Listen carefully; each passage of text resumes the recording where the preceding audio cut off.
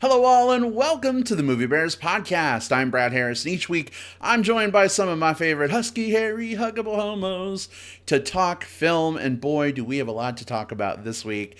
We're going to be talking about not one, but two films on this week's episode of the Movie Bears podcast. We're going to be chatting about Judy, the new biopic starring Renee Zellweger. We're also going to be talking El Camino, a Breaking Bad movie starring Aaron Paul. And question mark, other people. We will get to that in very good time. But before we jump into any of that good stuff, let me introduce you to two people that I love incredibly much. Jim Pugliafago is here with us on the show. Hey, babe, welcome. How you doing? Thanks, and welcome to the podcast, everyone. I'm excited to jump into these two movies this week. I'm glad that you're excited because there's a lot of exciting things maybe to talk about. So glad you're here, babe. Will Lindis is here with us as well. Will, welcome. How are you? Hey, I'm super excited to break bad with a pair of my favorite Judys tonight. Oh, that was really well crafted, Will. If I were wearing a hat, I would tip it or, take it off to you, but I'm not. Doff. I doff my cap to you, good sir. Doff my cap to you. That's a word you just don't hear enough of. Doff. Doff. Although the more you say it, like, the weirder it sounds. It's one of those words. Like, I doff my hat. Doff. Doff. It almost sounds like a British person saying Darth Vader. Darth Vader. I doff my Vader to you. Is it because you're a master Vader, Will? I may have used the Schwartz once or twice. Schwartz Van Doffington. Nice. Hey, want to say hi to those who are joining us live in the chat room with us right now. Looks like we've got a few folks here with us. Hamstracked is here. Hey, good to see you. And Kevin Ryan is here with us as well. Jim, Will, Kevin has a pretty bad cold this week, so maybe you could join me in sending a truckload of thoughts, prayers, and chicken noodle soup his way. Maybe that will help. This episode will be subtitled "Chicken Soup for the Bear/Bear Fan Soul." Oh my gosh, I totally remember those books. Do they still do those? I don't know. I see. I don't think they can, because I don't know if you remember, they had Chicken Soup for the Soul, and then like after that was super popular, they made Chicken Soup for the every other noun imaginable soul. Like I remember Chicken Soup for the firefighter soul, Chicken Soup for the teenager soul, Chicken Soup for the second cousin twice removed soul. Like everyone had one. Chicken Soup for the sister's cousin's father's brother's former roommate soul. What they did was they used up all of their potential markets in that first little push, and now they got no one else to sell books to. Aww. So, yeah, I mean, it's a bad business model. Or it's a great business model. But actually, it could be good, because they could have Chicken Soup for the Firefighters Volume 3. You know what I mean? Like, you could just... Chicken Soup for the Chicken Soup Addicts soul. That's a little Inception-y, Jim. I'm just saying. It's kind of meta. Yeah. And I've never read any of them, so I don't even know what's in them.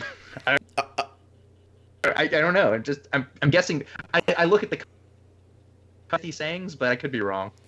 I mean, I've read it myself. They're uplifting stories to make you feel good, and that's always a good thing. But anyway, Kevin, we hope you feel better. Welcome to the show, everybody. Glad to have you with us. All right, we got two movies. Jim, Will, what do you think? Ready to dive in? We good to go? Let's do it. I'm ready. We got double your pleasure tonight. Let's part the curtain and take the stage. Double your pleasure. Well, we're going to go ahead and kick things off with our discussion of Judy first. The movie's called Judy, and we'll talk about it first, just in case you were confused. And then we'll circle around to our El Camino review a little later in the show. But the same is true for both of these movies. We're going to talk about them spoiler-free, probably 10 or 15 minutes or so before we jump into our full-on spoilery review. If you haven't seen the film and you want to protect your virginal innocence where the plot is concerned, you can then go ahead and step away for 15 minutes, come on back for the next review, or if you're listening through the magic of digital tape delay, use the time index in the show notes. Jim, graciously crafts for you every week. Jim, it's so awesome to be able to just skip ahead using those like chapter anchor link things in your favorite podcast app. So we appreciate you doing that. Feel free to use those to your advantage, folks. Yeah, I mean, people can listen to every single show we do up to the spoiler, up to the where we announce spoilers, and then they can kind of put it away, like putting away that, those leftover chicken wings, in the refrigerator, for later, and you could just like call it back up after you've seen the movie, or maybe you haven't seen the movie but you don't care about spoilers anymore and you just want to listen to spoilers. You can just go right to that index. You just hit that link in the little show notes and it'll bring you right there to where Brad says something like, well, now it's time for spoilers, and boom, there we go. Nice, so guys, Brad impression. here's kind of the way I see it working too. Like, of course, everyone that's listening has listened to every one of our episodes forward and backwards all the way through. So this allows any of our listeners who want to go back and re-listen to a specific segment an easier time in doing that too. So, I mean, that's really true. This is episode 341 of the Movie Bears podcast. By the way, guys, 2 months, December, that's going to be our 7-year anniversary. Lucky 7. Yay! We'll get to celebrate with a Star Wars. Again. Oh boy, that's another discussion. Okay. But yeah, as Will points out, if you're going into that back catalog, the last 340 episodes, that time index can help you out. Yeah, it's only 340. You can breeze through those in a weekend. It's just a long weekend, a really long weekend. Let's do some math. So each episode I did it one time. I forget what it was. Each episode is roughly 75 minutes. Let's say probably close to 80 minutes, probably. Let's say 80 times 340, because we're recording 341 now. That's 27,200 minutes. Divided by? So divide that by 60. 24. Oh, that's 60, right. That's 453 hours of the Movie Bears podcast. And divided by 24. So if you were to start now, it would take you almost 19 days to get through our entire catalog. Whoa. Wow. That's definitely more than a weekend. Anyway, all right. Hey, we got a movie to talk about. Here we go. Jim, there's that line for you. Our discussion of Judy.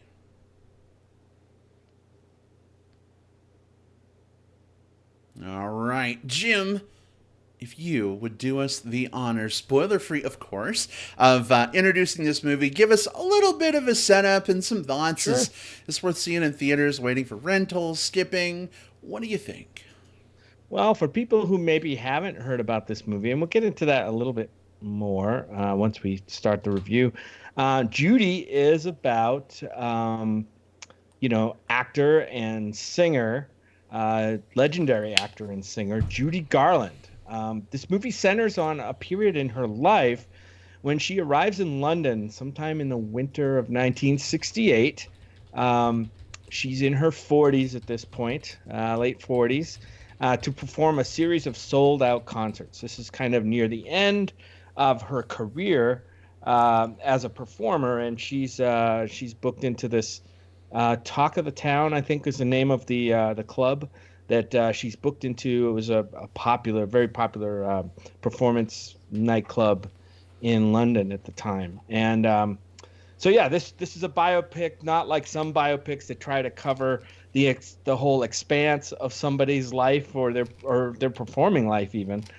This focuses on a specific, maybe, I don't know, 5 or 6 weeks in Judy Garland's life to give us kind of an insight into what was going on with her and the difficulties that she was encountering. There are some, let's just say, flashbacks to other periods of her life.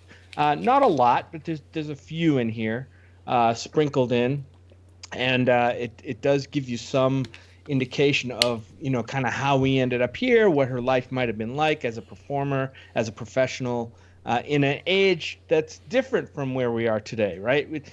Performers, especially movie stars back then, were kind of worked for a studio, usually a specific studio they were under contract for, and they were kind of the face of the studio, and the studio curated and cultivated that star's persona into the public, and you could see some of that going on in this movie. I'm not going to spoil a lot here. We'll talk about it. Those of you who know about Judy Garland, from her, her early performances. Of course, we have the Wizard of Oz as Dorothy Gale in the Wizard of Oz. I think we all kind of know that, being friends of Dorothy. Dorothy. I think we all kind of know that. We should know that. If not, that should be like kindergarten level gay training. You need to go check out Judy Garland. But yeah, as far as how this movie struck me, I did appreciate this movie. It's hard to say I like this movie. This is a pretty heavy. It's got a pretty heavy, pretty sad kind of tone to it. Very downbeat. Judy's kind of toward the end of her performing career here, and it shows. There's a lot of miles. She's been through a lot. But I like the way this movie was put together. It does take its time in a lot of places. You're not going to see a fast-paced thing like this is not like Rocket Man, where it was kind of fast-paced and it showed a lot more of Elton John's life. This was more of a close, personal look at, again, just a specific time in Judy Garland's life. I liked it. I think people should go to see it to kind of appreciate what things were like for her and for other performers like her in that age. She was a fascinating person. Certainly a lot of talent, a lot of charisma. She still had that at this time when she was performing, and I gotta tip my hat to Renee Zellweger here. There's going to be a lot of talk about her performance, whether it's going to make get any recognition at the end of the year. This movie didn't make a huge splash, but I think, I recently went on a rant about performances in these biopics, whether they're impersonations or, performances that are kind of impersonations of personalities that we already know, or whether an actor is creating another character. This is very much in the impersonation camp, I guess, arena, but I think it was really well done. At some point, I totally forgot we had an actor here, and I really thought we were looking at Judy Garland. I think she put her heart and soul into this. She did sing. I did a bit of research. She did sing the numbers in here, so a lot of props to her for that as well. Which I thought she sounded great. So yeah, Judy gets a thumbs up for me. Wow, big recommend from Jim. All right. Thank you for kicking that conversation off, babe. Appreciate that. Will, how did this manifest for you? I liked this movie. I did not love this movie. So I think you're right, Jim. Like, one of the things that's most compelling about this movie is the structure to it. Aside from a few flashbacks, this is essentially a capsule, a time capsule of a very specific portion towards the end of Judy Garland's life. And I think that that's a very compelling way to tell this type of story, as opposed to going with the very standard and traditional, like, womb to tomb style biopic that we're used to. And so I appreciate them doing that. And we've seen this with a few other movies fairly recently. We had Jobs a few years ago, which sort of took a similar approach. And even the narrative film Her Smell from this year, not a biopic, but sort of loosely based off of a musician, fictional, had that type of structure as well. And I think that it makes for a much more gripping, in the moment way of telling the story. For me, though, then it falls apart a little bit on execution, in that it spends so much time lingering in these moments, and it doesn't always find something meaningful to do in those moments. You get some detours with some side characters. You get a little bit of the character spinning her wheels, which is part of her story, and I get that, but it also made the middle, the second act of this film sag pretty heavily, just because we kind of saw some of the same behaviors repeated over and over again. So in terms of how gripped I was, I don't know that I was all that much. aside from the performance by Renee Zellweger herself, I think there are two discussions to be had about this film, one of which is the movie as a whole, and the other one is just spotlight on Renee Zellweger. She's always been one of those actresses who, when I see her in movies, I see Renee Zellweger as Renee Zellweger. That's just what I see on screen. And that's not to say that that's bad, but I think that there are some people that can disappear into roles, and there's some people who have a specific look and a specific set of mannerisms, and they're always kind of themselves. I've sort of turned a corner on her with this one, though, because there were long sections of this movie where I forgot that I was watching Renee Zellweger. In fact, I was just watching Judy Garland on screen, and every so often she would squinch into lemon face just a little bit more, and then Renee would pop back into my mind, and then she would disappear back into the role. It's the most immersed I've seen her in a role. And I think that there's something to be said for transformative style performances in terms of how well they play at the Academy or whatever, but also how well they help us feel connected to the character. You mentioned Rocket Man from earlier this year. I wouldn't say that he was necessarily the most spitting image Elton John, but he captured that energy so much that we're able to go along for the ride.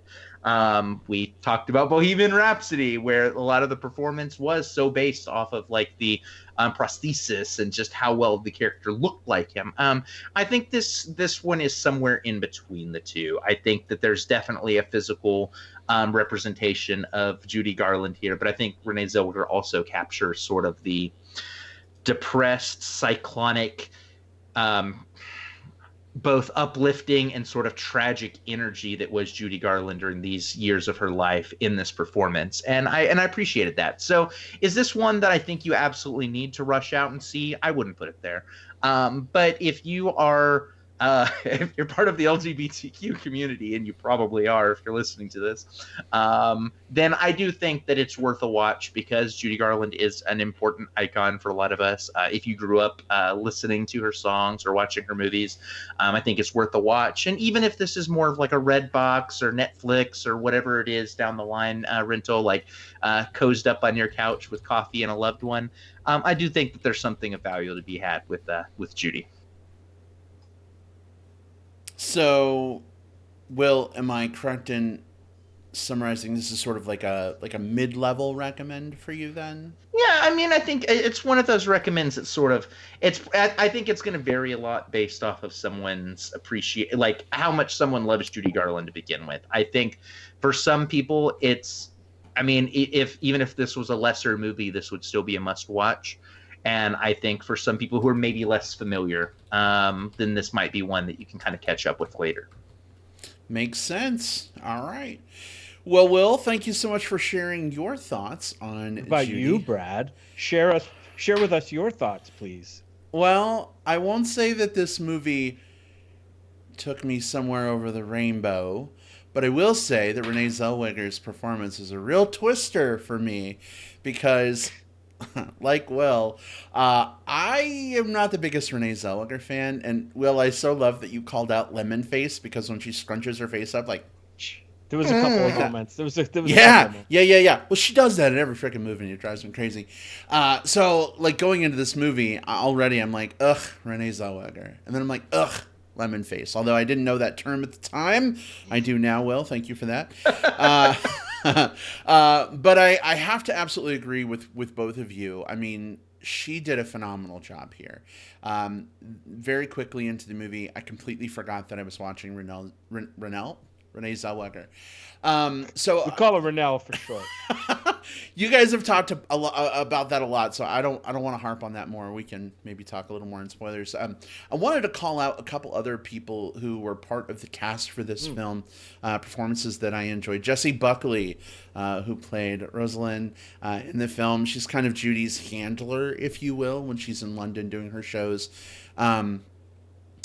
Jim, I don't think I saw the other movie that you saw her in. Wild Rose. Yeah, Wild but Rose I really dug her performance here, and so now I want to seek out some other films that she's been in. Of course, Michael Gambon, who played Dumbledore in Harry Potter 3 through 7 and 7 Part 2 was here. Also, there's an actress who plays Judy Garland's very young daughter. And the whole movie, I was trying to figure out where the fuck I knew her from. And at the end of the movie, at the end of the movie, the lights come up and we're trying to figure it out. And then it hit us. Here's a clue. You refused the call. Yes, that's right. Game of Thrones, Lyanna Mormont, the littlest lordling. Loved her in Game of Thrones. I thought she was really phenomenal there. Unfortunately, she doesn't have a ton to do in this movie. She's, kind of ancillary adjacent to the plot. But really, really cool seeing her show up here. So, I liked this movie. Again, I don't know that it's going to make my top 10 of the year, just being honest. I know everyone's like, oh my God, this is going to be the most Oscar-winning movie ever. Maybe it will be, and if so, that's cool. It doesn't really do it for me on that level, but definitely a high point with the Judy Garland performance here. Also, Jim, you mentioned you did some research, and that was really Renee or Renelle singing the songs. Mm-hmm. I kind of thought that to be the case. There were a couple moments, especially where she gets like emotional in some of the performances, like where her voice is cracking, and I can kind of hear a little Renee come out because she sang in other movies before. I wouldn't say she's the most like Judy Garland-ish sounding singer ever, not by a long shot. But I think she sang well enough, and I'm glad they didn't do like a, I don't know, overproduced, have some other crazy, insane good singer sing it and then like, dub it over or something. Right. I felt it made it more authentic. So yeah, it worked. I mean, you could tell. So Brad, for you, the movie's just so, but you like the performance. Is that what I'm getting? Yeah, I mean, essentially, like if you want to see a really great, possibly Oscar-worthy performance from Renee Zellweger, I mean, this is a movie for you to see. Oscar season and the Oscars themselves are coming up very quickly. If you want to be part of that discussion, I'd probably see it. Yeah. Given the release schedule, I don't know if it's going to be on streaming or DVD in time for the Oscars, but take advantage. Maybe see it while you can. Very weird. This one had a weird rollout. I think. I mean, I did hear about it from some festivals, and then it seemed to go wide, and it showed up in I think it was playing at the Loft here, and it was also playing in one house at one of the chains here, Cinemark, which is kind of weird. Usually when a movie opens in like the chains, it's in like all of them, right? Mm-hmm. This one seemed to be on limited screens, and I'm not exactly sure what that was about. Maybe they just sensed that their audience wasn't going to be, this is not really a movie that a lot of young people are going to go see. This is a movie for people who, maybe grew up at a time when Judy Garland was still around, or her presence was some kind of factor in their lives, obviously like the Wizard of Oz or something. But this is a kind of performance where like an actor like basically takes a movie that's a pretty, from a filmmaking and screenwriting perspective, this is a pretty run-of-the-mill biopic. I mean, this really doesn't do anything to kind of put its head above any of the rest of any other biopic that you can imagine, right? But her performance kind of picks this movie up and raises it to that next level. And then that's really what stands out in this movie. As far as the performances go, it was a little strange because I'm watching the movie and we're about 30 or 40 minutes in and we don't have any music whatsoever. There have been no performances, musical performances from Judy, like almost until halfway through the movie. When you start to get some, like, gee, I wonder, that's a pretty odd choice that they're not going to focus on. But I think that was good because the ones that they did show, I thought were really good. The performances, the singing performances that she gave, the few that they did include in the movie, I thought were really good as well. Yeah, I think there's a few of these movies every year where when it comes Oscar time, we get a chance to see this movie that probably skipped a lot of people's radars, aside from just the one category. So, like last year, we had Glenn Close in The Wife got nominated for lead actress. No one saw that movie. I mean, a few people saw that movie, but like no one saw that movie. Right. But the performance itself was so much stronger than the film as a whole, and it catapulted her, plus the fact that it's Glenn Close, into that category. And I think that's probably what we're going to see with Renee Zellweger. I don't know that anything else from this film is going to necessarily like make the cycle, make the rounds. And who knows, there's some pretty strong female-led films coming up towards the end of the year that might also vie for some of those spots. But I think that there's a strong chance that we're going to be seeing, of all the different categories, just Renee Zellweger in lead actress contention. And well-deserved. She is the strongest thing in this film. Yeah, and I know we're going to probably get into spoilers here. I just want to talk a little bit more about Jessie Buckley. I did get to catch up with Wild Rose finally. It's been on VOD for a while. I know, Brad, you weren't able to watch it the day I put it on. It's a fairly good little kind of slice of life, feel good kind of movie, I guess, about a woman in Ireland who wants to, is it Ireland? I think it's Ireland, who wants to be a country singer in Nashville. And so Jessie Buckley is really good in, there's another one where you have a lead performance that you really take note of in a movie that's, okay. Jessie Buckley is one of those people where I think you're going to start seeing her a lot more. She's kind of somebody on the rise, so keep an eye out for her. Indeed. Well, I think now is an opportune time to go ahead and move on over to spoilers. We will probably chat spoilers for about 10 minutes or so, maybe 15 before we move over to El Camino, a Breaking Bad movie.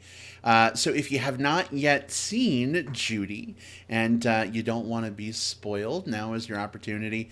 Step away for 10 or 15 minutes. If you're listening live, feel free to turn the volume down. Come on back here in a little while. You can watch the live chat. Will put a message in the live chat once we move away from spoilers for Judy, so you'll know when to come back. And if you're listening on digital tape delay, again, use that time index. All of that said, here we go. Spoilers for Judy are officially fair game. Where do you guys want to start? It's always hard to figure out where to do spoilers for like a pretty true to life biopic, because for me the line of like, well, what's the spoiler on this one is always a little funkier. Need spoilers, right? But I think there's a couple things that we can talk about in terms of I think there's two very specific choices this film took in terms of deviations from that. This is what her life was like at this tour. Like that's the film, but there's two big deviations, one of which is the flashback sequences that Jim alluded to, which shows the pressure and the abuse that she experienced as a young actress, being forced to work long hours, being forced to sacrifice her childhood, being forced to not eat meals, just all of this terrible stuff, while also there was some definitely implied sexual abuse as well within this film, or at least like the threat thereof, and all of that stuff. It informs, at least per the way the film sets up her narrative, informs the way that the choices that she made, the addictions, the stressors that led to her later life. And of course, the other thing that I think might be worth talking about is the sojourn over to the gay guy's apartment. I think those are the two things that I feel like within the spoiler section are worth talking about. Yeah, I mean, the stuff with I wish they had kind of actually.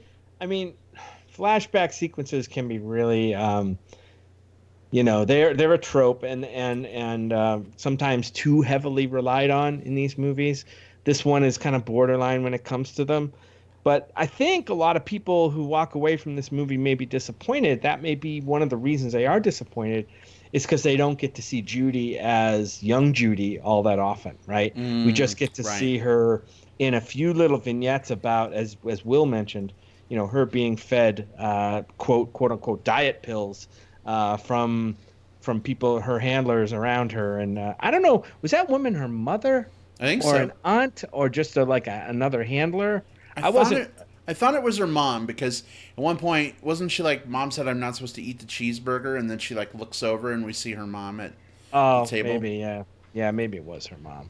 But yeah, and so I mean, when you start taking, those kind of pills at such a young age, I mean, they have they'll have a significant effect on you, and obviously they did, and she was still dependent on a lot of medications toward the end, and of course, I think we kind of know that she eventually did die of an overdose, I believe. Um, and I'm not exactly sure of what medication or combination of medications that she was taking.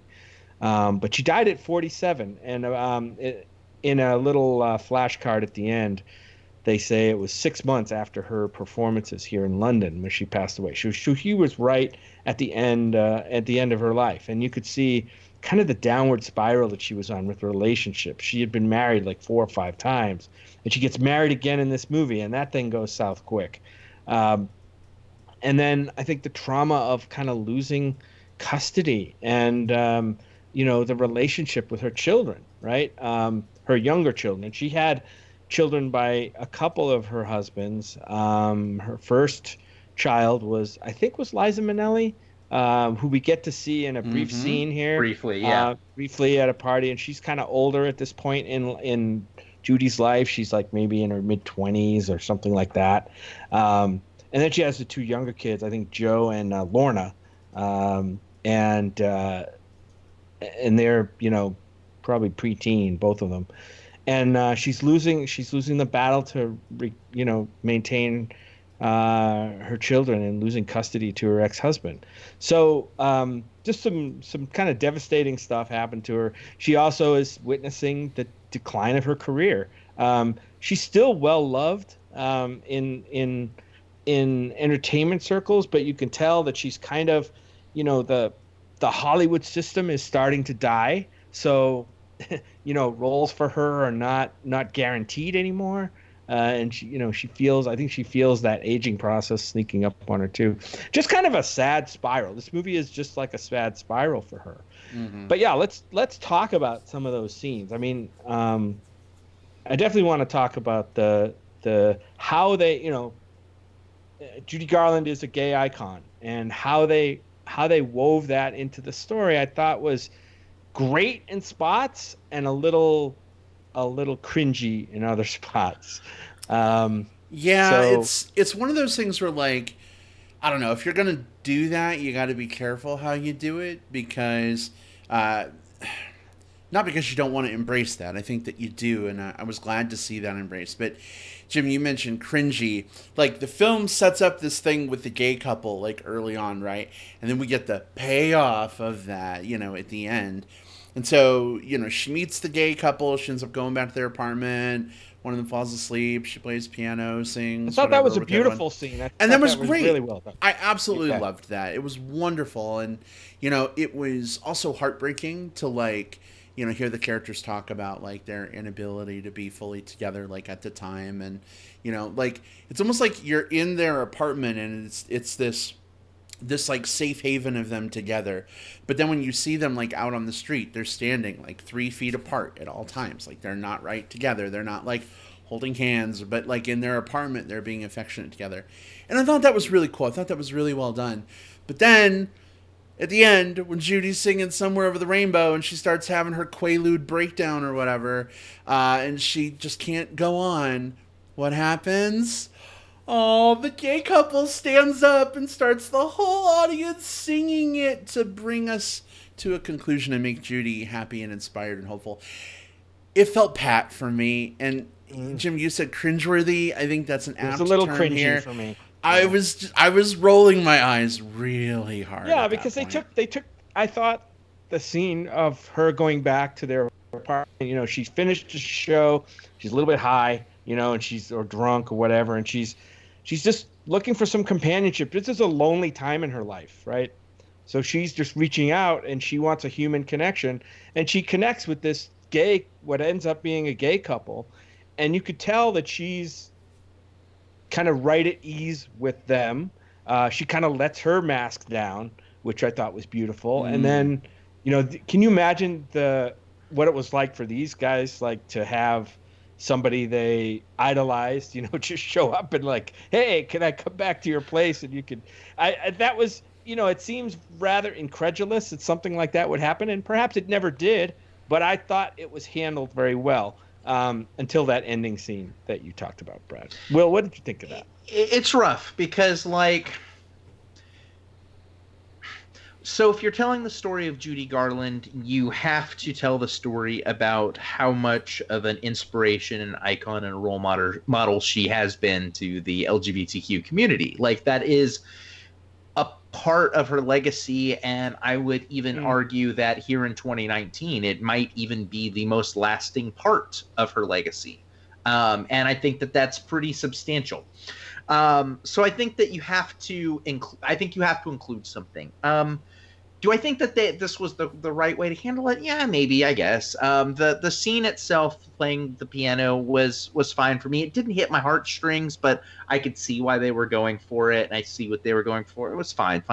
I didn't like the ending for it, and I think it's a lot of the same reason. I felt like the characters had this setup was they're going to be this like this emotional anchor for Judy, and instead they kind of turned into like a comic relief moment, like, oh, are we going to skip the show? Oh no, we're not going to skip the show.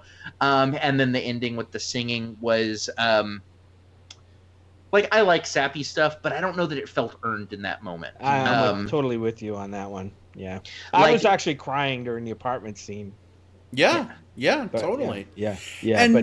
And Paul in the chat, hey Paul, good to see you, says, haha, we all cried, but my movie group is older. Several are between 50 to 70 and can maybe connect with the things that those gentlemen dealt with. And, I mean, I'm not between the age of 50 and 70, but like, I think we've all had our own struggles in some way, right? And Jim, not to be ageist or anything, but I wanted to just kind of throw this to you. Do you think that, because you were around more in the heyday of this, and you kind of lived life before it was so okay to be gay, do you think that may be like tugged on your heartstrings a little more than maybe younger audience members?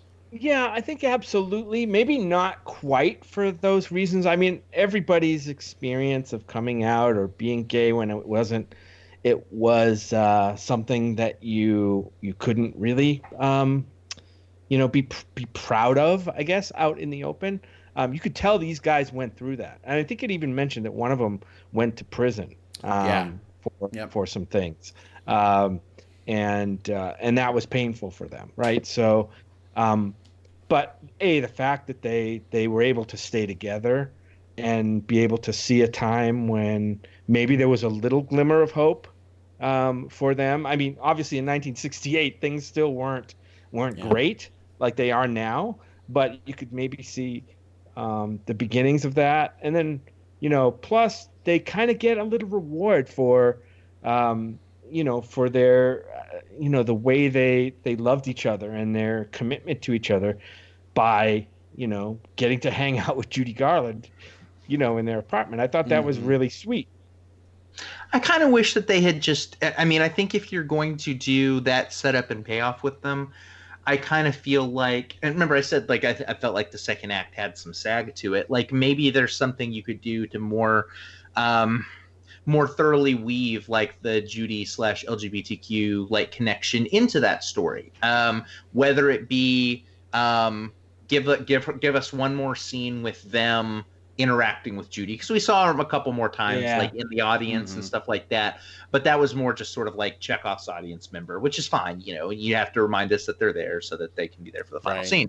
But I think you can do something else with them so that maybe we have another emotional touchstone so that when they do the thing, cool. I think you can also do something to where either earlier in the film or in the final title card, you can set up something about like, one, why Judy Garland was so inspirational to LGBTQ folk. I don't think that was explored here, which again, this doesn't have to be like a full documentary on her life, but I think you could probably have mentioned or touched on that. Or you could have put something in the title, like the closing title card after her death. She remains an inspiration to LGBTQ folk because of blah blah blah blah blah. I think you can include something as well there. Yeah. It felt like it was not a half measure, because that's probably selling it short. But it felt like it wasn't quite the full measure that I needed it to be for it to fully land home. And I think that it very well could have been with just like one more anchor point somewhere in the story. And then it kind of fell into schmaltz in that last scene, right? It was very schmaltzy to have the whole audience, of course, first the guys, and then first the two guys who were a couple, and then the rest of the audience like singing the song. Oh, you love me, kind of thing, and that's okay. We've seen that a lot, but it sounds like a lot of times we ask movies to show, don't tell. It sounds like you just asked the movie maybe to tell because you didn't get enough show. Or maybe show a little bit more, or something like that. Because I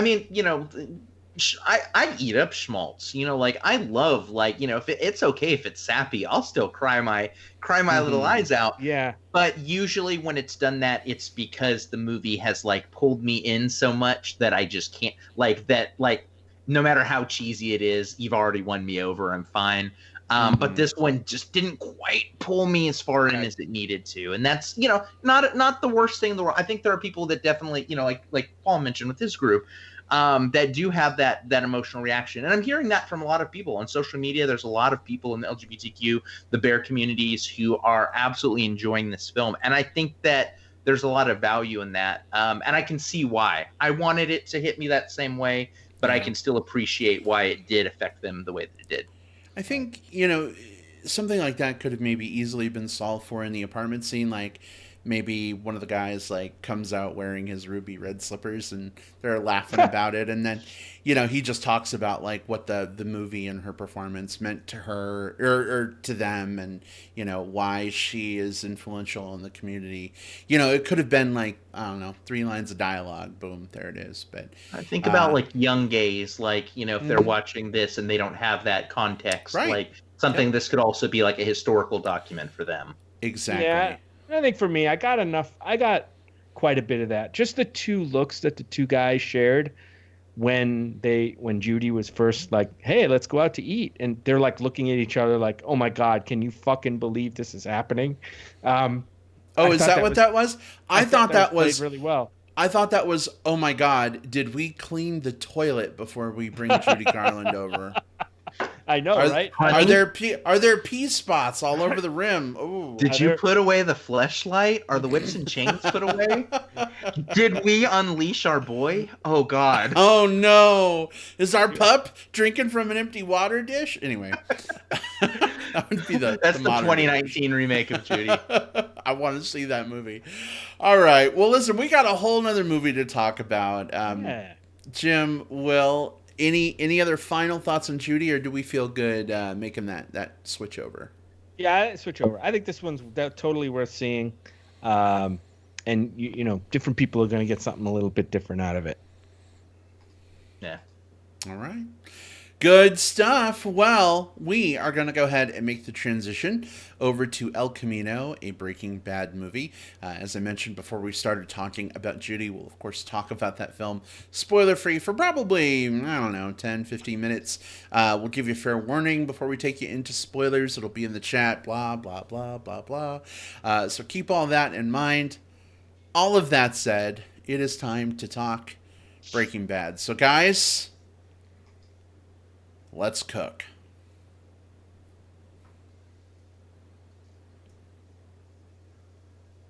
All right, so we are getting to revisit the Breaking Bad universe, courtesy of Vince Gilligan and El Camino, a Breaking Bad movie. Will, I know you were here with us years ago when we talked about the finale of Breaking Bad on MBP TV, back when we were doing that for a while. I know, Jim, you were here too. Blast from the past. I know, that was what was that, 2000 and... Yeah, it was in 2012? the year of 2000. Whatever. It was a long time ago. A long, long time ago.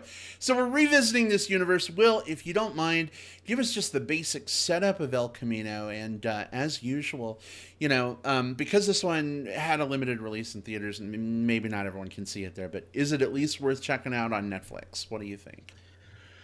So yeah, El Camino, a Breaking Bad movie. The first thing you absolutely need to know about this movie is that if you have not watched the main Breaking Bad series, those seasons, not the Better Call Saul stuff, but the Breaking Bad itself, um, you are going to be absolutely lost, and you're going to absolutely spoil yourself if you dive right into this without having watched the series. This is not a standalone movie at all.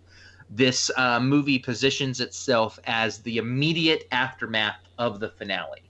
Like moments after the finale happens, we pick up with the movie. So do yourself a favor if you're like, oh, I want to get in on this Breaking Bad thing. Maybe this is where I start. Nope. Start at season 1, episode 1. Watch through the finale. Then you can watch the movie. The movie itself follows the character of, and we're in the non-spoiler section, but this next sentence is going to spoil something about Breaking Bad as a series. Yeah. But we'll spoil the show. You can't help to slightly. This follows the character of Jesse Pinkman, who, in the immediate aftermath of the Breaking Bad finale, is dealing with all of the trauma that he has experienced through all of these different seasons. As well as the fact that there are still some legal ramifications to the things that he was involved in up to and including the finale. So, yeah, there's your spoiler. Jesse Pinkman survives the finale of Breaking Bad, but we have to get that out of the way. Pull that Band-Aid off. So this is one of those movies, when I first saw it announced, I was actually kind of worried. Not because I didn't trust Vince Gilligan, but more because Breaking Bad is very special to me. It's one of those series that when I think about like a perfect television series, I usually come to Breaking Bad as like one of the few like that I can put in that to the point where I haven't watched, and I probably don't plan on watching Better Call Saul at any point, because I don't need any more of that story.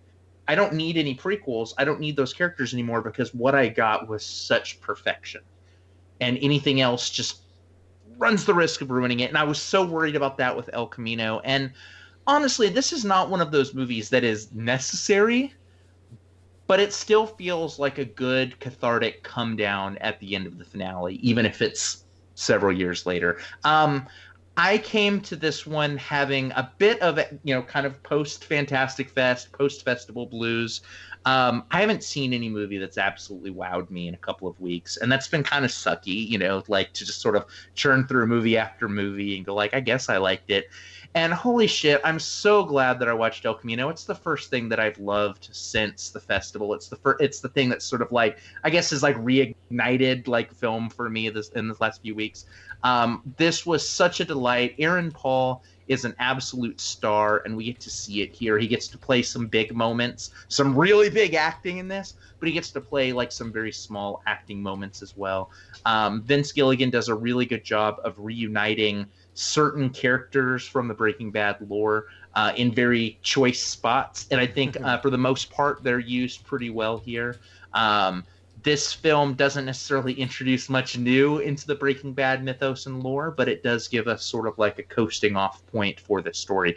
I absolutely adored it. I think most fans, I would say if you're a Breaking Bad fan, this is a must watch. I think you're going to enjoy this quite a bit. I don't think you're going to get like that new holy shit revelation, but I'm glad that they didn't go for that with this film. I think what we got was an epilogue. We got a really good epilogue to this wonderful story, and I'm so glad that I allowed myself to sort of dive back into this world and reacquaint myself with these characters. High recommend. All right, big recommend from Will. Will, I do have to say, I know your feelings, as you just mentioned on Better Call Saul. It hurts my heart a little bit as someone who had those same fears, but it's one of my favorite shows ever. It's almost on the same level as Breaking Bad. If you ever are willing to wiggle room with that position, I don't think you will be disappointed at all. It's almost a masterpiece like Breaking Bad. I probably won't be, but I just don't know if I can bring myself to it. Yeah. I'm kind of it's one of those ones where it's like I'm sure it's such a delicious appetizer, but I'm full from the main course. All right. Well, Will's got the Breaking Bad meat sweats. Jim, how about you? Yeah, I think I'm right there with Will. I really, really like this a lot. Again, like Will, nervous going in, but man, it really felt great to be immersed into that world. I am glad also that this movie, this one-off movie, definitely served as a lot of people are saying using the word epilogue. I can definitely see that. This seems like a perfect kind of epilogue to the main story, and in it you get really what. And I heard an interview with Vince Gilligan who said he basically put this movie out for the fans who kept asking him, they wanted to know what happened with Jesse. And so that's what this movie focuses on. It does not, and this is so beautiful in this day and age of marketing. It does not market a new series. It doesn't touch on Better Call Saul, and it doesn't touch on some other new spin-off thing that they're trying to work out of Breaking Bad. And kudos to them for not doing that. It stuck to the story, kept it pure, and I love it for that. Yeah, Aaron Paul's great. You'll see some other faces show up in here that maybe you've seen before. There's which we're gonna talk about. I can't wait to get into spoilers on this one.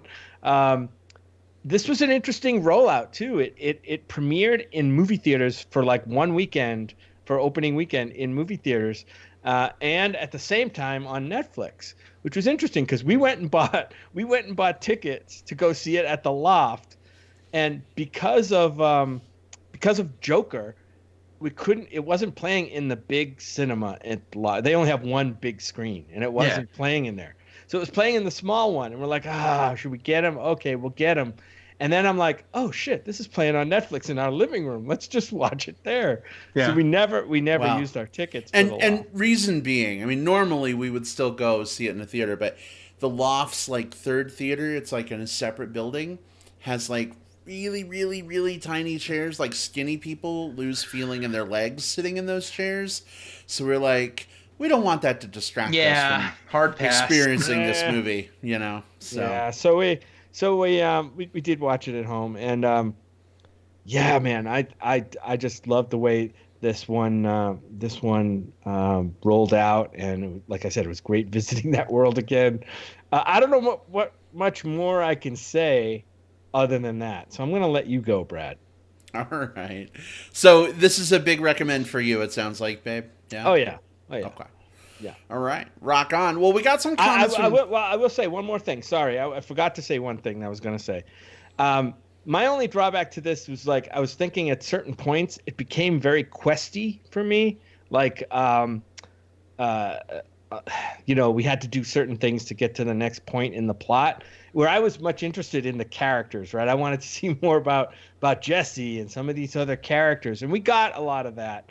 It got a little video game questy. You got to get the key to get in the gate, to get the car, and all that stuff. So, but then I thought back on the show, and really the show was like that too. There was a lot of questy stuff. I mean, there was a lot of plot-driven stuff that Walt and Jesse had to do. So it didn't bother me all that much. It just at one point I'm like, okay, let's get on with it and let's find out what happens to this character, and not where's the car or whatever. Yeah. Okay. Go ahead. All right. I'm sorry. It's okay. Just catching up with some comments from the chat. Hamstrack says, loved El Camino on its own merits, even though it didn't add anything as a Breaking Bad epilogue. It sounds like we may have some counter arguments to that. I don't know. We'll talk about it in spoilers. Paul says, I saw it as a nice warm slice of the Breaking Bad pie. Paul, I don't know if that pie had blue meth in it or not, but I mean, I guess I could see that. And then some folks are talking about an actor that was in the movie who passed away the day that the film came out. I feel like God, yes. I feel like talking about that now though gives away a plot point just because this person was, in the series He as served well. a certain purpose. Right. And so Right, if it's good with you guys, we can talk about that in chat. But I want to call out a cast member who I think is perfectly safe to talk about, and that is Marla Gibbs showing up in this movie. I loved Marla Gibbs. She was on The Jeffersons for years. She was George Jefferson's maid. And when I saw her show up, Jim, I think I turned to you and I was like, "Oh my God, is that Marla Gibbs from The Jeffersons?" And I wasn't sure I was right. She obviously looks very different. She's much older now than she was, back in the 70s. But really awesome to see Marla Gibbs still kicking around and doing her thing. So it was a real treat to see her show up. That was great. And as well, the one that got me was Tess Harper. Tess Harper showed up in this movie, and I'm like, that's Tess Harper. Oh my God, that's great. And I don't even remember if she was in the original. We'll talk about it. She was. Yeah. She was in it very much, but yeah. Yep. But this movie, it's a love letter to Breaking Bad fans, and I so appreciate Vince Gilligan and Aaron Paul coming back to do this. It's funny, Jesse Pinkman was not my favorite character, honestly. I've only watched through Breaking Bad, that one time when it was airing, and then we've kind of revisited a few things and watched some recap videos, and Jesse had a really cool arc in the series. But even when the series ended, he still wasn't my favorite character. So I was like, whatever, really? Betch. I was like, a Breaking Bad follow-up movie all about Jesse? Yeah, I'm excited, but I'm kind of not. But I will tell you, this was fantastic for me. And a lot of people will probably say, well, it doesn't add a ton. And maybe it doesn't. It literally takes place seconds after the, series ended. So, I think some people expected maybe there was going to be like a big time skip or something. Is Jesse like in another state cooking blue meth or something? It's really more about like what happens to him directly after the series. And some folks are like, this didn't need to be made. Like Breaking Bad's ending was perfect. But I think if you have as many fans as there have been clamoring to find out what happened to Jesse, I don't think there's anything wrong with making a follow-up movie as long as the throughput of quality from the series carries through. And I absolutely feel like it does here. Jim, I do agree with you. It sags for me in a few places. And it's interesting that you, as a, not someone who's normally a gamer, kind of compared it to a video game. I'm playing through a game that has some similar, things to this, and that definitely rings true a little bit. But I still think it works very well. And you got it, Will. That's exactly what I was thinking of. I love it when we do that. Will called out the Untitled Goose Game, and that's exactly where I was coming from. But yeah, this is a solid win for me. If you loved Breaking Bad, you absolutely should see this movie. It really has nothing to do at all with Better Call Saul. A lot of people online were like, well, I probably shouldn't see this till I see Better Call Saul. Nope. Don't even have to worry about that. You are all good. So, Kevin says, we just went back. We know some friends who watched the whole series Breaking Bad again as a rewatch before this movie. For us, though, we didn't have the time. We just went back and watched the very last episode of Breaking Bad, which was strange. Is strange going back and watching something like, what has it been? 7, 8, 9 years? I don't something like that. And you forget like a lot of stuff just in one episode. When the episode started, I kind of remembered how the episode ended, but I didn't remember how it started. I'm like, are you sure we're watching the right episode? Because it doesn't seem like the right one. Mm-hmm. But that's what we did to prep for this show. And it was good to see Anna Gunn again. I just have to say, I know a lot of people fucking hated Skylar. I hated Skylar too, but I love Anna Gunn. She's a phenomenal actress. Didn't see her, in this movie. This movie's all about Jesse and what happens after the series. But Jim, in preparing for watching this movie, it actually makes me want to go back and rewatch Breaking Bad all over again. Maybe someday we will. Yeah, I need to give it a rewatch as well. I think coming into this, the thing that most sold me on it was I think that Jesse Pinkman was always kind of like the heart of Breaking Bad. That doesn't mean that he was always like the most pivotal character to anything that was going on, but he was always the most recklessly human, for whatever that meant, character within the story. Like, he, when something was going wrong that he was a part of, he felt it so intensely in a way that, you know, Yeah. Walter didn't. And so being able to come back to that character who was the beating heart and find that this story still has a pulse was so refreshing. He was the perfect character to choose here. And, you know, to Hamstrack's point, you know, I think that he had followed up in chat by saying, you know, to be clear about El Camino, I didn't need it, but I don't need a lot of things that I like. Still a great movie. And that's exactly where I am. Like, this film didn't introduce any new lore. It didn't upturn the apple cart. And I think that if it had, it would have been a lesser movie. I think that this one needed to, like, we've already gone full throttle through the show. This is us, like, we've slammed the brakes and now we're coasting to a stop. But there's still something to be, you know, there's still some excitement to be had during that. Here's a way to think of it. If Breaking Bad was a very intense, like, bondage session, El Camino is like the aftercare. Yeah, exactly. There is a segment of our audience who is just going, "Oh shit, I get it now." Yeah, well, leave it to you to come up with that one. Hey, I do what I do. In any event, Jim, did you have something else before we go into spoilers? I was just going to say, you're right. The story doesn't really add anything to the lore, but it does give us a little bit more depth to at least a couple of characters in the story. One in particular, in just a couple of short scenes, we get a little more depth into one of the characters here that totally floored me. And I think we're definitely going to talk about from. I think is this our segue? I think it's gotta be. I think it's gotta be. Yeah. So, all right. Well, we're going to go ahead and officially move into spoilers for El Camino, a Breaking Bad movie. Is it movie or story? El Camino, a Breaking Bad movie. Breaking Bad movie.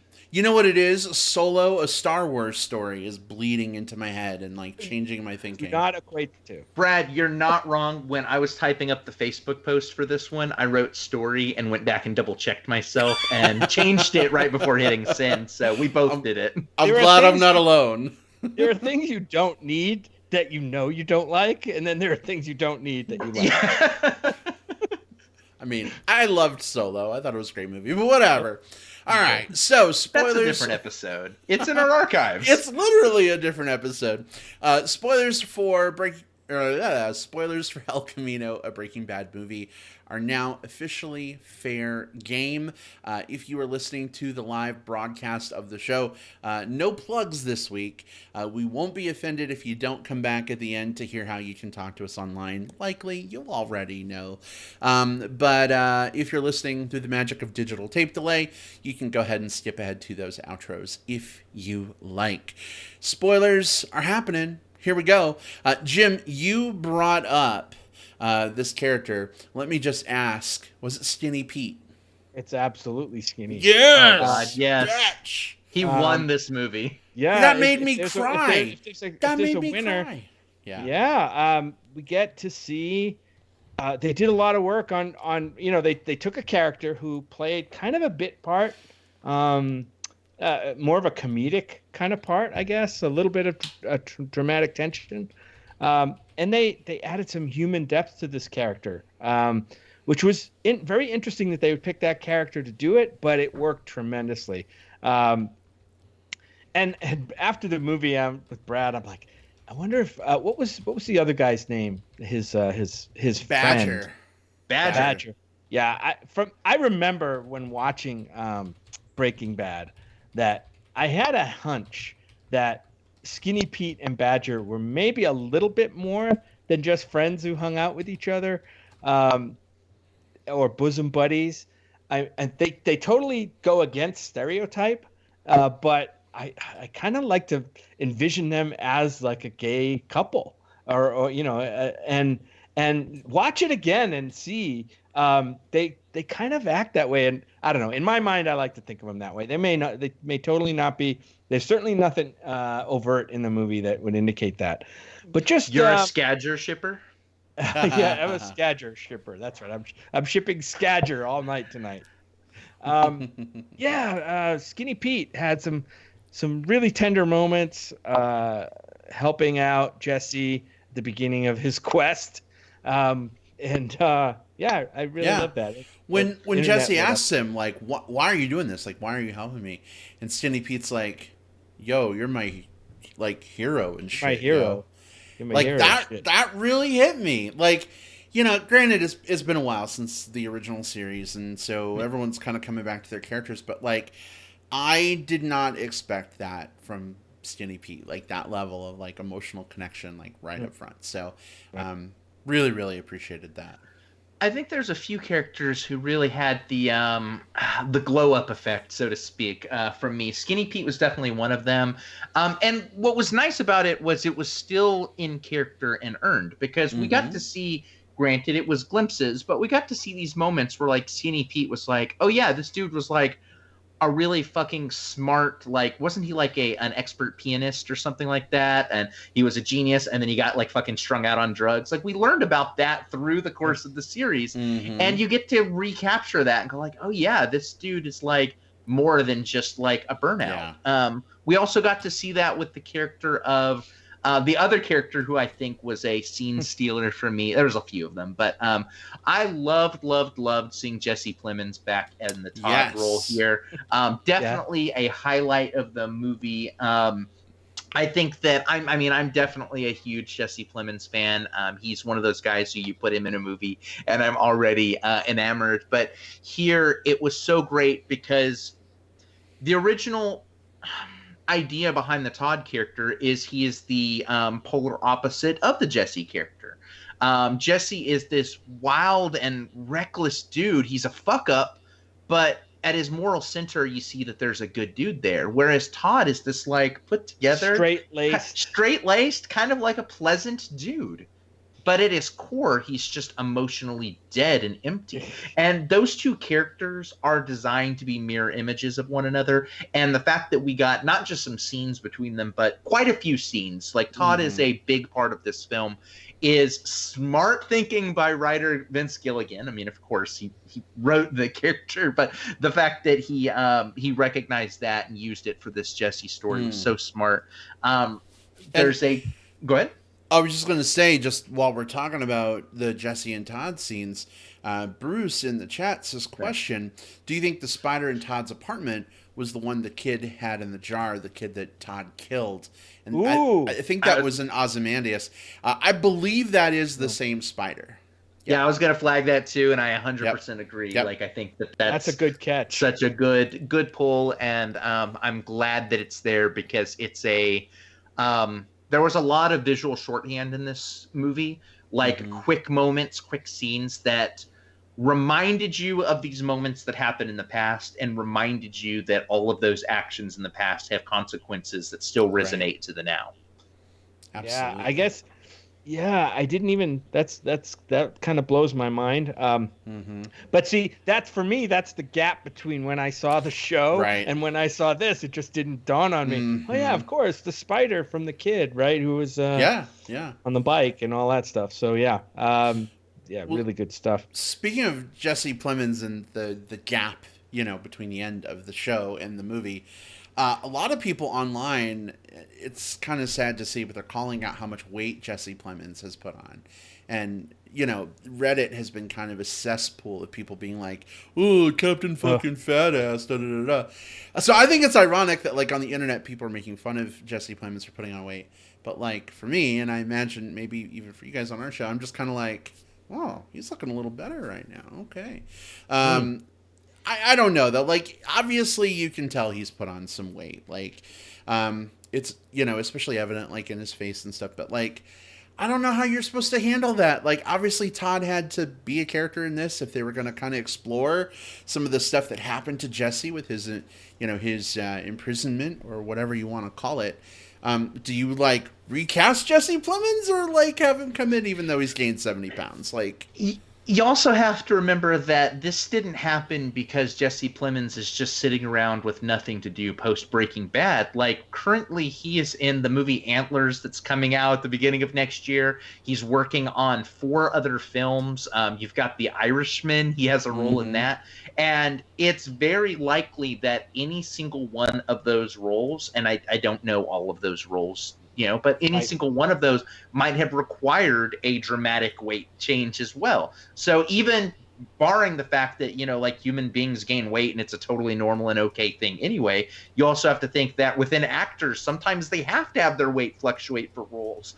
And sometimes you have to also film this other movie while you're at a weight fluctuate up or what have you. So for a lot of different reasons, those comments are remarkably unfair.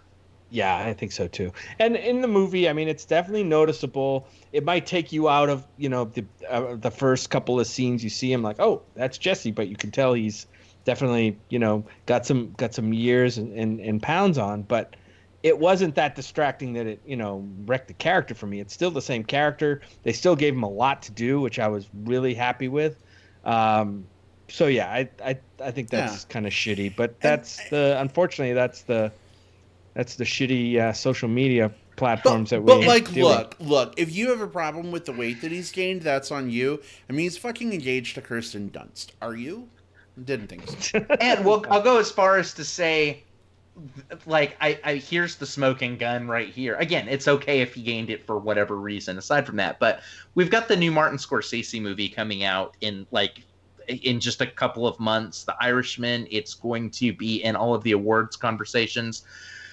Jesse Plemons plays Chucky O'Brien, who is a very large man in that movie. Oh, Yeah. So there, more than likely, this was a weight gain that was also part of that role, and or he he was didn't in want to, between. or he was Yeah. in between, Yeah. or somewhere in Yeah. that. Like, actors don't just magically just like put the weight on the day before they start shooting a larger, like when Christian Bale does like goes between The Machinist and Vice, which of course many years in between, but he didn't just like put on the pounds the morning of shooting and just lose them the day Yeah. afterwards. There's a period in between. Mm-hmm. Right. That's Right. true. That's true. So, what did you guys think of the way they handled? So, when Breaking Bad ended, there was maybe a question for how our main, the status of our main character at the end of the series.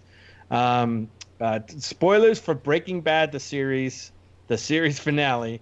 At the end of it, we see that Walt has taken at least one bullet to the abdomen, and he's in the lab, the bad guy's lab, and he collapses on the floor, and the police rush in, and the music plays, "Baby Blue" by I can't think of the name of the band right Those now. people with the hair. Yeah. Yeah, yeah, yeah. So I guess maybe people can assume that he dies, or maybe he lives and goes to prison. We don't know, but we definitely find out in this movie, and the way it was handled was very strange.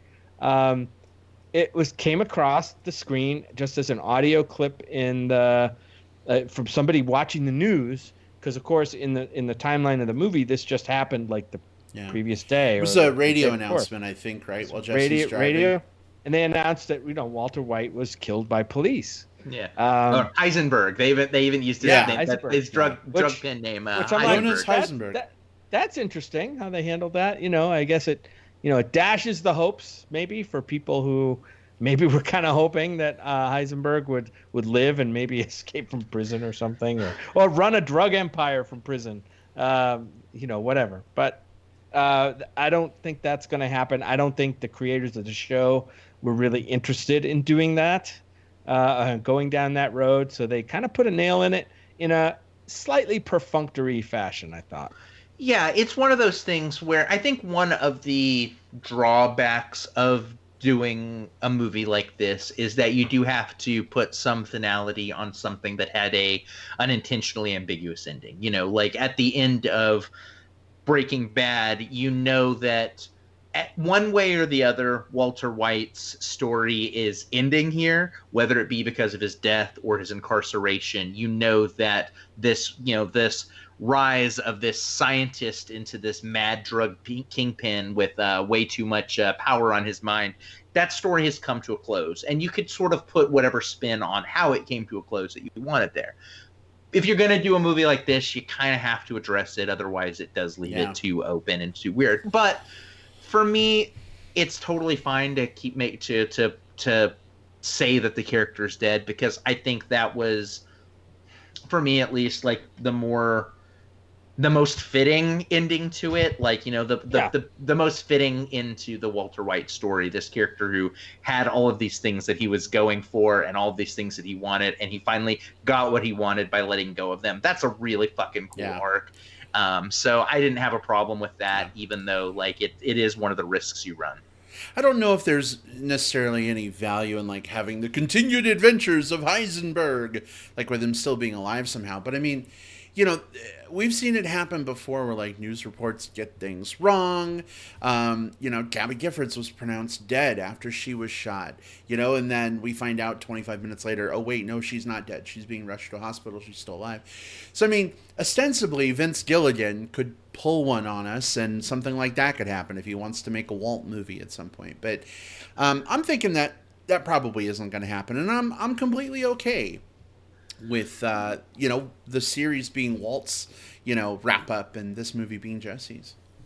I think that Go ahead, Will. Oh, I was going to move on to the next subject, so go ahead. Yeah. I was going to all right. I was Will, just going to say go. that I'm just going to say that I don't think they had to mention it in this movie. I mean, they basically mentioned it in passing. Yeah. And they probably didn't even need to. And I'm not that's not a complaint. Don't take me wrong. It's just it struck me as a little bit odd that they would even go there if they're going to do it in such a perfunctory manner. But they did it, and I'm fine with that ending for Walter. I think it's a fitting ending for his character. I would hate to see some kind of magic, reincarnation happen later. That would be kind of cheesy, but.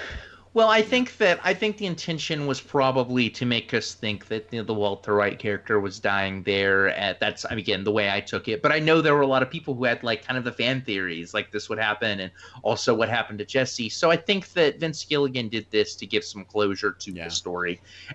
Notice that, and we've mentioned this a few times, there weren't any really new subplots created. When a new character was introduced into Jesse's life within this movie, Skinny Pete, it was to say you're my hero and farewell. With the Todd stuff, it's all in flashback because Todd's dead. All of these different characters, no one was like introduced to like add intrigue for what's next. It was to give us this like that nostalgic farewell, that closure, that epilogue that we needed so much. And one of those things that was very appropriate, both for the character and sadly later for the actor, was for the character of Ed, the fixer, played by Robert Forster. I watched this movie before the news of his passing had Us too.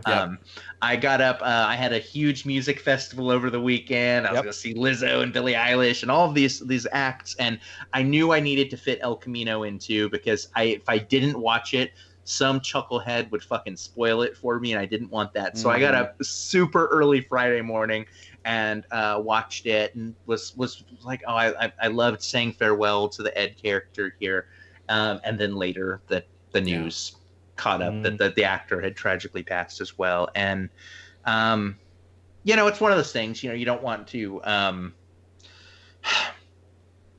it's never a good thing to experience like the death of a beloved actor. It always hits hard. You always think about like, what else was in their tank, like you think back on their legacy and all of those things. But there's something very fitting with having him in this capstone moment in this film on the same day as his passing. Like, it felt a little bit like, even when the news broke, I felt like I already had some closure, and I'm kind of appreciative of El Camino for giving me that. Yeah, I don't know if he's in any other films that have yet to be released, but I mean, to me at least, it feels kind of fitting with El Camino. Yeah. Great. I mean, I was reading a little bit about him, and I just knew him mostly from Jackie Brown and a few other roles. And in his role in Jackie Brown was amazing. He was nominated for Best Supporting Actor that year. I forget the actual year. Didn't win it, but I mean, that's a role you remember to this day. You know what I mean? That Yep. character in that movie.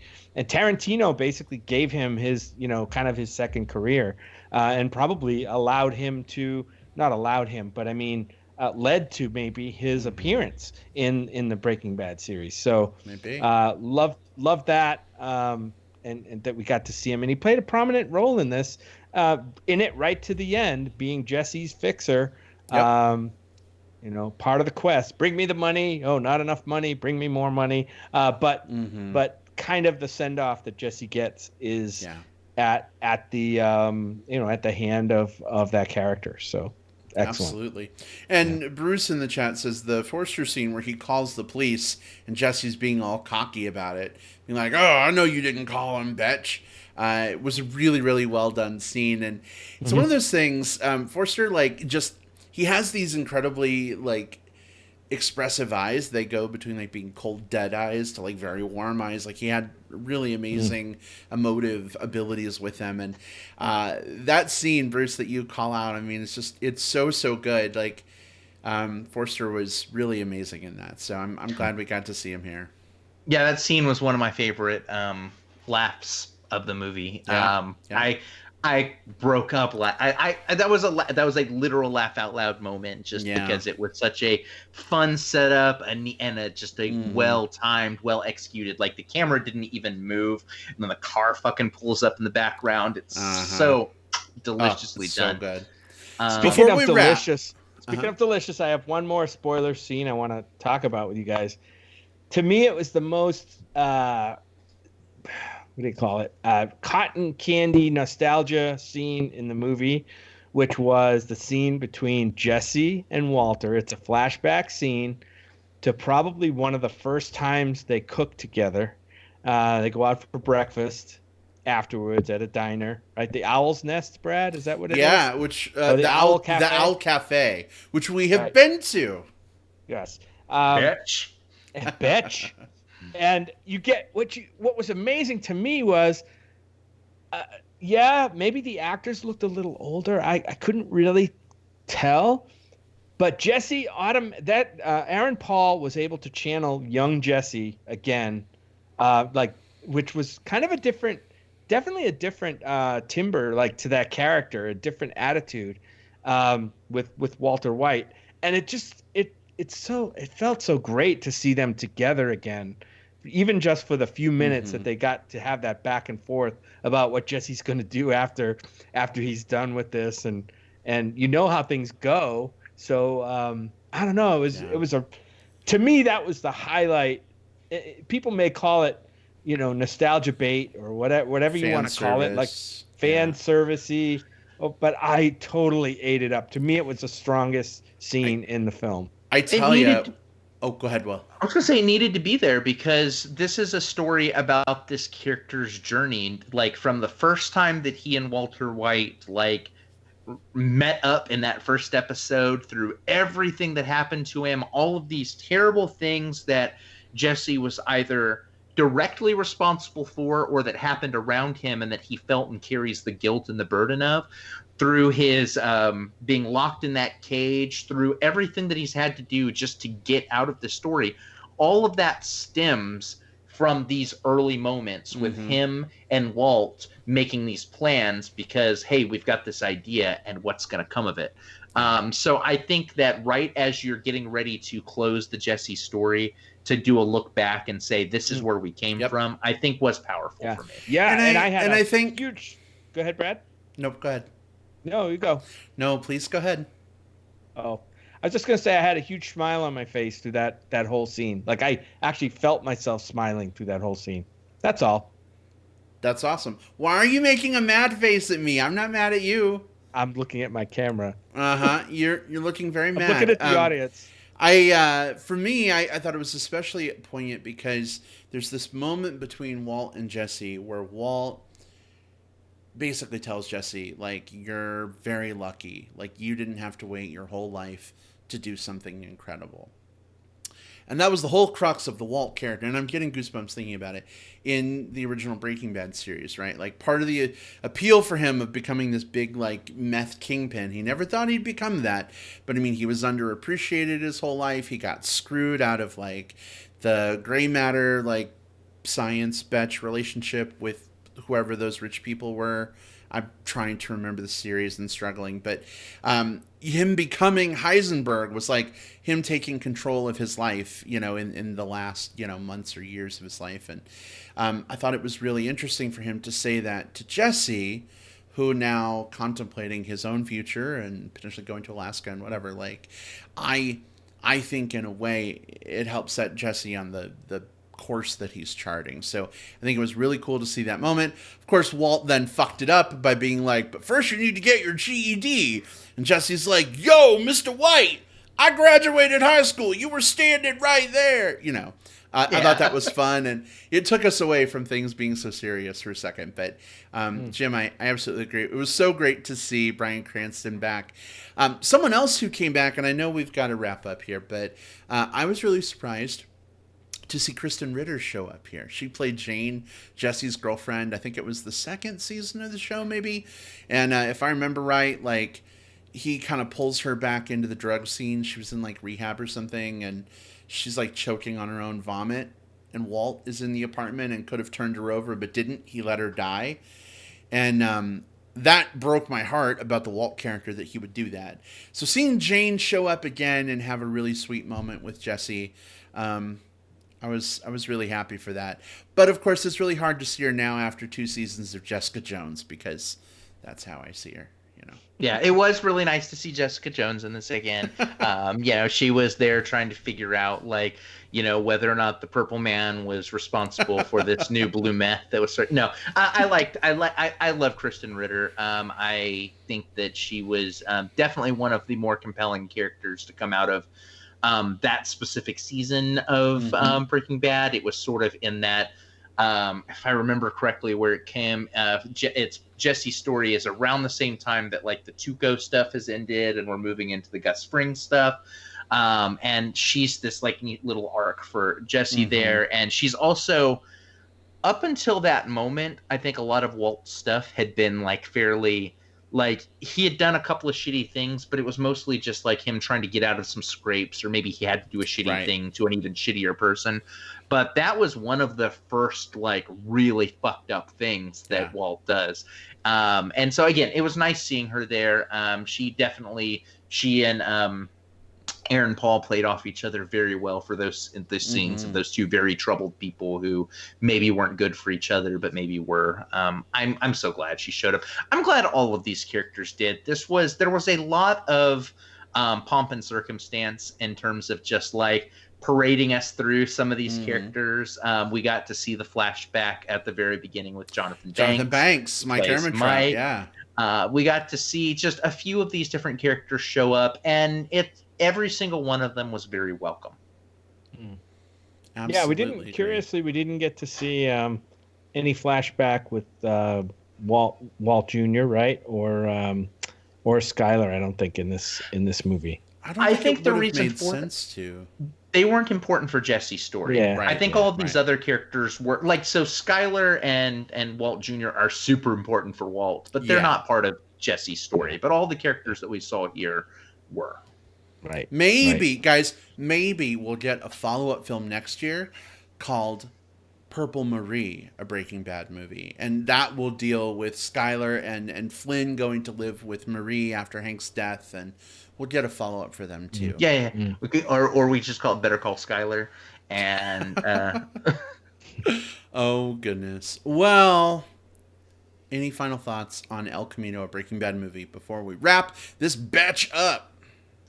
If we haven't said it enough, like, Breaking Bad is an amazing television show, and I think everyone in chat has seen it. I think most people listening have, but there's probably a few people here who still have not pulled the trigger on it, and I think you absolutely should. It's no hyperbole when I say that it's one of the best television shows I've ever watched, start to finish. And if you're going to go through that series, and you absolutely should, then I think you owe it to yourself as well to treat yourself to this very delightful, maybe nostalgia porn, but in all the right ways, finale film of El Camino.